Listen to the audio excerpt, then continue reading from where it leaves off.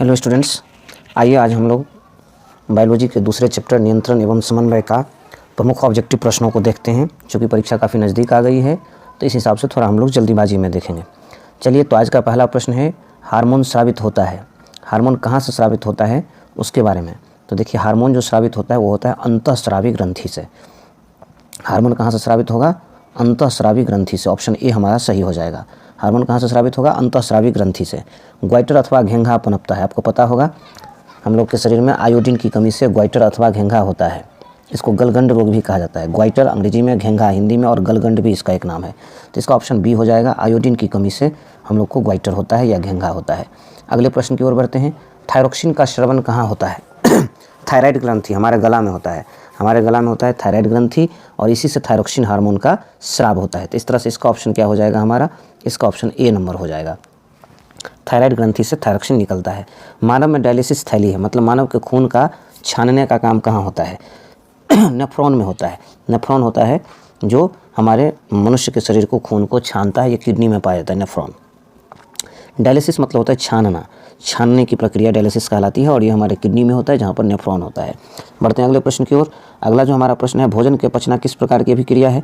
तो ये उपचयन अभिक्रिया है, ऑक्सीडेशन रिएक्शन। ऑक्सीडेशन रिएक्शन है भोजन का पचना। और सी नंबर इस तरह से आपका, हालांकि अच्छा सॉरी मैंने गलत लगाया है। ए नंबर उपचयन मैंने बोला है लेकिन लगा दिया है अपचयन में। उपचयन होगा ऑक्सीडेशन रिएक्शन और ये हो जाएगा ऑप्शन ए में। चलिए, कौन सा पादप नियंत्रित फल बेचने वालों द्वारा उपयोग किया जाता है? देखिए, फल बेचने वालों द्वारा फल को पकाने के लिए समझे इथाइलिन का उपयोग किया जाता है। किसका उपयोग किया जाता है? इथाइलिन का। इथाइलिन में भिंगा देने से या ये रख देने से फल जल्दी पक जाता है। चलिए आगे बढ़ते हैं हम लोग अगले प्रश्न की ओर। कहता है, वह संरचना जो उद्दीपन की पहचान कराती है क्या कहलाती है? उद्दीपन की जो पहचान कराती है वो ग्राही कहलाती है। उद्दीपन की जो पहचान कराती है वो क्या कहलाती है? ग्राही। ऑप्शन ए आपका सही होगा। निम्नलिखित में से कौन सी एक अंतःस्रावी और बाह्यस्रावी ग्रंथि दो प्रकार की होती है? देखिए, अग्नाशय जो है हमारा, अग्नाशय जो है वह अंतःस्रावी ग्रंथि और बाह्यस्रावी ग्रंथि दोनों प्रकार की होती है। अग्नाशय क्या है? अंतःस्रावी ग्रंथि और बाह्यस्रावी ग्रंथि दोनों ही होती है। अगला है आपका कि कौन सी ग्रंथि वृक्क के दोनों ओर ऊपर स्थित होती है? वृक्क मतलब होता है किडनी। किडनी के दोनों ओर ऊपर कौन सी ग्रंथि होती है? तो वो होती है एड्रीनल ग्रंथि। कौन सी ग्रंथि होती है? एड्रीनल ग्रंथि। ये वृक्क के ऊपर दोनों ओर है। जीवों में ध्वनि ग्रहण करने के लिए संवेदी अंग है। ध्वनि मतलब आवाज़ जो वो सुनता है, निश्चित रूप से वो होगा श्रवणग्राही। क्या हो जाएगा? श्रवणग्राही। श्रवण माने सुनना, सुनने को ग्रहण करने वाला को कहते हैं श्रवणग्राही। अगले प्रश्न की ओर बढ़ते हैं। वृक्क के ऊपर स्थित अंतःस्रावी ग्रंथि है। वृक्क के ऊपर माने किडनी के ऊपर कौन सी ग्रंथि है? उसका नाम है अधिवृक्क ग्रंथि। क्या नाम है? अधिवृक्क ग्रंथि। किडनी के ऊपर जो है वो ऑप्शन सी है, अधिवृक्क ग्रंथि। अगला है, अधिकतर पादप नियंत्रक उत्पन्न होते हैं। अधिकतर पादप नियंत्रक कहाँ उत्पन्न होते हैं?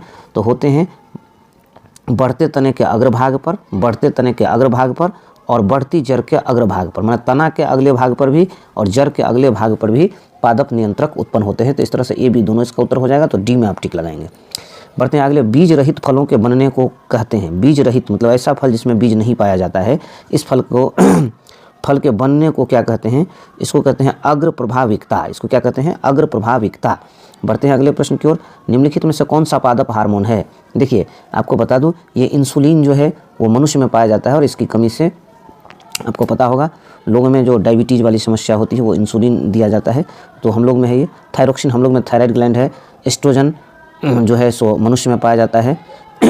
एस्ट्रोजन स्त्री में पाया जाता है और टेस्टोस्टेरोन महिला में टेस्टोस्टेरोन और एस्ट्रोजन, पुरुष में टेस्टोस्टेरोन होगा और महिला में एस्ट्रोजन होगा। तो इस तरह से ये तीनों जो है मनुष्य में पाया जाता है, जबकि साइटोकाइनिन जो है ये पौधा में पाया जाता है। पादप हार्मोन, पौधा वाला हार्मोन पूछ रहा है तो वो होगा साइटोकाइनिन। बढ़ते हैं। दो तंत्रिका कोशिका के मध्य खाली स्थान को क्या कहते हैं? दो तंत्रिका कोशिका के मध्य खाली स्थान को सिनेप्स कहा जाता है। सिनेटिक दरार या सिनेप्स कहा जाता है। बढ़ते हैं अगले प्रश्न की ओर।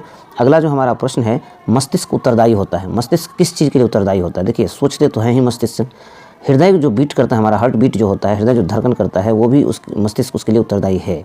शरीर को संतुलन बनाए रखने के लिए भी मस्तिष्क उत्तरदायी है। इन तीनों के लिए है तो आप डी नंबर दे दीजिए। उपरोक्त सभी के लिए मस्तिष्क उत्तरदायी है। बहुकोशिकीय जीवों में निम्न में से किस प्रकार का समन्वय पाया जाता है?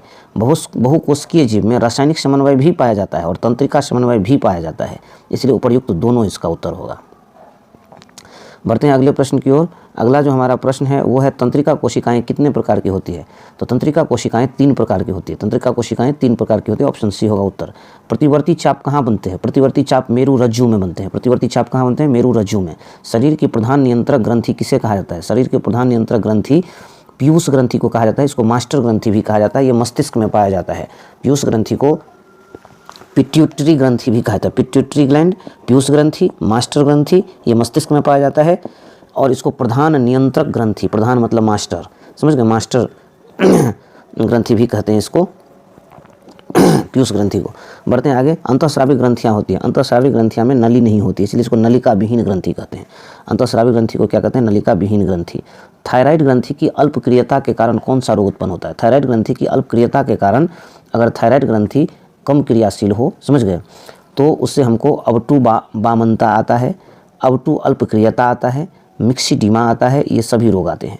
अग्नाशय द्वारा निम्न में से कौन सा हार्मोन स्रावित होता है? अग्नाशय, पैनक्रियाज जिसको कहते हैं। अग्नाशय से कौन सा हार्मोन निकलता है? उस हार्मोन का नाम है इंसुलिन और ग्लूकोगोन, दोनों। अग्नाशय से इंसुलिन और ग्लूकोगोन दोनों हार्मोन निकलते हैं, इसलिए इसका उत्तर हो जाएगा सी नंबर। आगे बढ़ते हैं हम लोग।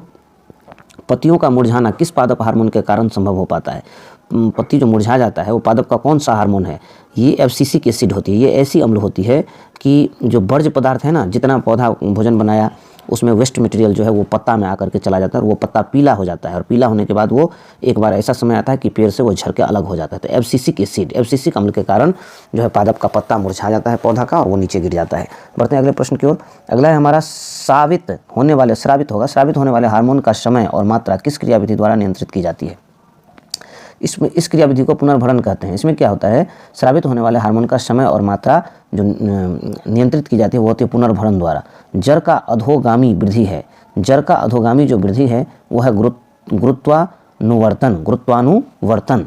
अगला है पोन्स, मेडुला और अनुमस्तिष्क। ये सब क्या है?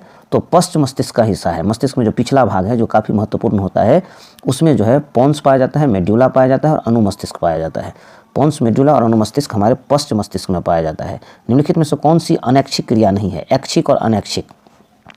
ऐच्छिक क्रिया वो है जो हम अपने इच्छा से करते हैं, और अनैच्छिक क्रिया वैसी है जो हम नहीं भी चाहते हैं तो भी हो जाता है। जैसे हम लोग देखिए, अगर आँख का पलक की बात करें तो हमसे पूछ के नहीं झुकता है। हमारी धड़कन की बात करें तो हमसे पूछ के नहीं धड़कता है, वही क्रिया है अनैच्छिक क्रिया, बिना हमसे पूछे हुए वो काम करता है अपना।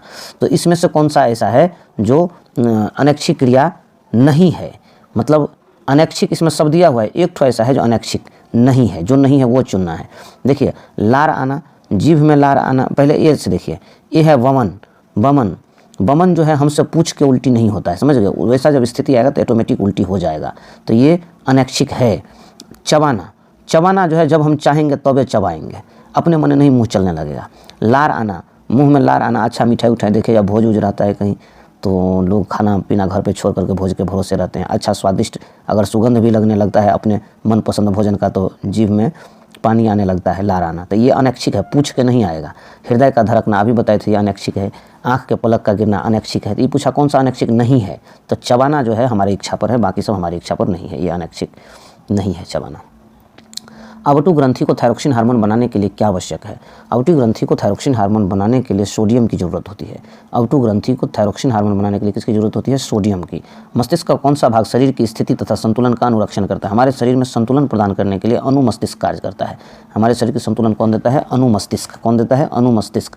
बढ़ते हैं अगले प्रश्न की ओर। पादप हार्मोन साइटोकाइनिन सहायक है। पौधा में एक हार्मोन पाया जाता है साइटोकाइनिन, वो किस चीज़ के लिए सहायता करता है? तो देखिए, प्ररोह के अग्रभाग की लंबाई में वृद्धि के लिए साइटोकाइनिन क्या करता है? तो उसमें जो तना सब निकलता है उसकी टहनियों को आगे की लंबाई में वृद्धि करने के लिए साइटोकाइनिन सहायक होता है।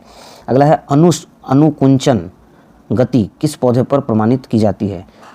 अनुकुंचन गति छुई मुई पर प्रमाणित की जाती है। याद रखेंगे अनुकुंचन गति। अनुकुंचन मतलब होता है एक बार सिकुड़ जाना फिर अपने आप खड़ा हो जाना, वो होता है छुई मुई। छुई तो मुई, समझ गए ये पौधा। अगला है कि वृक्क किस तंत्र का भाग है? वृक्क मतलब किडनी होता है, याद रखिए किस तंत्र का भाग है? तो किडनी जो है वो हम लोग का उत्सर्जन तंत्र है। किडनी क्या करता है? हमारे खून को छानता है और उसमें से पेशाब एवं अन्य वर्ज्य पदार्थ को खून से बाहर कर देता है, तो वो उत्सर्जन तंत्र का काम करता है किडनी। इंसुलिन की कमी से कौन सा रोग होता है? तो अब ये पढ़े थे डायबिटीज़, जिसको चीनी रोग मधुमेह कहते हैं, डायबिटीज़ भी कहते हैं, चीनी रोग भी कहते हैं, मधुमेह भी कहते हैं, वो इंसुलिन की कमी से होती है। ये जिसको हो जाता है उसको इंसुलिन की सुइया गोटी खाना पड़ता है। चलिए बढ़ते हैं अगले प्रश्न की ओर। अगला हमारा प्रश्न है, खोपड़ी के अग्र सिरे पर स्थित न्यूरॉन को शरीर के विभिन्न भागों से प्राप्त होता है। खोपड़ी के अग्र सिरे पर स्थित जो न्यूरॉन है वो शरीर के विभिन्न भागों से प्राप्त होता है। तो शरीर के विभिन्न भाग से इसको क्या मिलता है? संकेत मिलता है। कहीं पर अगर आपको कांटा चुभ जाता है तो मस्तिष्क को संकेत मिलता है। अवटु ग्रंथि को थायरोक्सिन हार्मोन बनाने के लिए आवश्यक है। अवटु ग्रंथि को थायरोक्सिन हार्मोन बनाने के लिए आवश्यक है, यहाँ से हो जाएगा अवटु ग्रंथि, गला में पाया जाता है आयोडीन। आयोडीन की ज़रूरत होती है, आयोडीन की कमी से घेंघा हो जाता है। लीडिंग कोशिकाएं कहाँ मिलती है? लीडिंग कोशिकाएं वृषण में मिलती है। लीडिंग कोशिकाएं कहाँ मिलती है? वृषण में। ये पुरुष में पाया जाता है वृषण, शरीर के बाहर होता है, एक थैलीनुमा संरचना में होता है ये वृषण, टेस्टिस कहते हैं अंग्रेजी में इसको। आगे बढ़ते हैं। ऑक्सिन पादप हार्मोन पौधे के किस क्रिया में सहायता करती है? ये पादप हार्मोन है auxin, cytokinin, abscisic acid, gibberellins, ये चार को याद रखिएगा। ऑक्सिन, साइटोकाइनिन, देखिए लिखना भी नहीं आता इसमें, ऑक्सिन, जिब्रेलिन्स, साइटोकाइनिन और एब्सिसिक एसिड, ये चार को पादप हार्मोन है जो काफ़ी पूछा जाता है, पौधा का हार्मोन है। तो ऑक्सिन जो है हार्मोन, ये पादप हार्मोन पौधे को किस क्रिया में सहायता करता है? ये पौधे के वृद्धि में सहायता करता है। ऑक्सिन क्या करता है? पौधे के वृद्धि में सहायता करता है। बढ़ते आगे। तंत्रिका तंत्र का भाग है। तंत्रिका तंत्र में इसमें से कौन सा है जो तंत्रिका तंत्र में होता है? तो तंत्रिका तंत्र में मस्तिष्क भी आता है, रीढ़ भी आता है, मेरुरज्जु भी आता है, तो ये सभी आता है। एस्ट्रोजन, प्रोजेस्टेरॉन और रिलैक्सिन हार्मोन स्रावित होते हैं। एस्ट्रोजन, प्रोजेस्टेरॉन एवं रिलैक्सिन हार्मोन कहाँ से स्रावित होते हैं? तो अंडाशय से होते हैं। ये सारे जो है महिला में होते हैं, समझ गए? फीमेल में ये सारा जो है अंडाशय से स्रावित होने वाले हार्मोन हैं। अगले बढ़ते 44 नंबर पर। 44 नंबर जो हमारा क्वेश्चन है, इनमें से कौन मादा जनन हार्मोन है? मादा जनन हार्मोन जो है मतलब स्त्री से निकलने वाला, अभी ये पढ़े थे, प्रोजेस्टेरॉन उसी में था, एस्ट्रोजन उसी में था, एस्टेडियोल ये भी मादा में निकलता है, और ये सभी हो जाएगा आंसर। एक बात ध्यान रखिएगा, अगर आप कंफर्म हो तो सही उत्तर दीजिएगा, अगर कंफर्म ना हो और किसी ऑप्शन में इनमें से सभी हो तो वही लगाइएगा। ज़्यादा चांस रहता है कि ये उत्तर हो, लेकिन गारंटी नहीं है। चलिए, कुछ जानवर जुगाली मतलब पाज करना, माल जाल को देखिएगा पाज करता रहता है। जुगाली वो क्यों करता रहता है? भोजन को पाचन के लिए। किसके लिए करता रहता है? भोजन के पाचन के लिए। रुधिर दाब तथा हृदय स्पंदन किस हार्मोन के द्वारा बढ़ता है? रुधिर दाब मतलब रक्तचाप, रक्तचाप मतलब ब्लड प्रेशर, और हृदय स्पंदन मतलब धड़कन का चलना किस हार्मोन द्वारा बढ़ता है? ये एड्रेनलिन के द्वारा बढ़ता है। किसके द्वारा बढ़ता है? एड्रेनलिन के द्वारा। जब हम कभी दौड़ते हैं, जब कभी हम भागते हैं, जब हम कोई काम जल्दी करते हैं, या किसी चीज़ का डर हो जाता है, या किसी चीज़ से घबरा जाते हैं, उस समय में एड्रेनलिन से कुछ हार्मोन स्रावित होते हैं, जिसके कारण ब्लड प्रेशर और हृदय स्पंदन बढ़ जाता है, मतलब दिल की धड़कन और ब्लड का प्रेशर बढ़ जाता है। हमारे शरीर के विभिन्न जैविक कार्यों का नियंत्रण होता है। तो हमारे शरीर के विभिन्न जैविक कार्यों का नियंत्रण जो होता है वो होता है तंत्रिका एवं रसायनों द्वारा। तंत्रिका एवं रसायनों द्वारा। बढ़ते हैं आगे। एब्सिसिक एसिड जो पादप हार्मोन है किस तरह का रसायन है? अब ये तो आप पढ़े थे। ये कैसा है? तो ये वृद्धि रोधक की तरह है। कैसा है ये? वृद्धि रोधक की तरह। वृद्धि रोधक मतलब वृद्धि को ये रोकता है, तो रोकबे करेगा ना। एब्सिसिक एसिड क्या होता है? पत्ता में जमा होता है। पौधा में जितना वर्ज्य पदार्थ है वो किसी पत्ता में जमा हो जाता है, और पत्ता कैसा हो जाता है? तो जैसे ही पत्ता में जमा होगा तो पत्ता जो है धीरे धीरे पीला हो जाएगा। ये जो पत्ता पीला हो जाएगा तो पीला हो करके एक बार क्या हो जाएगा? ये पेड़ से झड़ करके नीचा गिर जाएगा। ये किसके लिए है? उत्तरदायी इसमें कौन है? Abscisic acid. इसमें सब कचरा भर जाता है और ये पेड़ से टूट करके गिर जाता है, तो ये वृद्धि को रोकता है, चलिए इसको वृद्धि रोधक कहते हैं। चलिए बढ़ते हैं आगे। बीज रहित उत्पादन में ये सहायक होते हैं। बीज रहित उत्पादन में ये सहायक होते हैं। बीज रहित मतलब जिसमें बीज नहीं होता है, उस पौधे के उत्पादन में कौन सहायक होता है? तो ऑक्सिन और जिब्रेलिन दोनों। ऑक्सिन और जिब्रेलिन दोनों। इनमें कौन फल पकाने के लिए प्रयुक्त होते हैं? फल पकाने के लिए भी पढ़े थे, इसमें तो थोड़ा सा हमको कन्फ्यूजन हो गया। इथाइलिन होता है फल पकाने के लिए जो प्रयुक्त होता है, वो होता है इथाइलिन, लेकिन इसने उत्तर दे रखा है जिब्रेलिन, लेकिन आप फल पकाने के लिए इथाइलिन होता है, ये याद रखिएगा। चलिए बढ़ते हैं आगे। ये समाप्त हो गया 50 प्रश्नों का। तो आज हम लोगों ने बायोलॉजी के दूसरे चैप्टर नियंत्रण एवं समन्वय के ऑब्जेक्टिव प्रश्नों को देखा है। पुनः कल हम लोग अगले चैप्टर को देखेंगे, और प्रत्येक चैप्टर को हम लोग एक एक प्रश्न को खोज के यहाँ कर लेंगे। परीक्षा काफ़ी मज़ेदार होगी। चलते मिलते हैं अगले वीडियो में, तब तक के लिए गुड बाय।